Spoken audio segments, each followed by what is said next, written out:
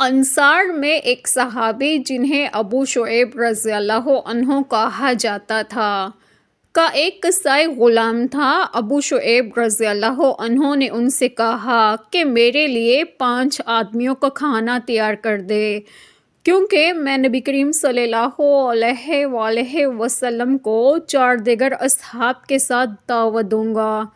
انہوں نے آپ صلی اللہ علیہ وآلہ وسلم کے چہرہ مبارک پر بھوک کے آثار دیکھے تھے، چنانچہ آپ صلی اللہ علیہ وآلہ وسلم کو انہوں نے بلایا۔ ایک اور شخص آپ کے ساتھ بن بلائے چلا گیا۔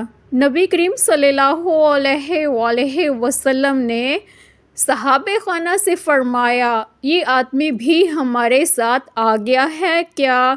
اس کے لیے تمہاری اجازت ہے؟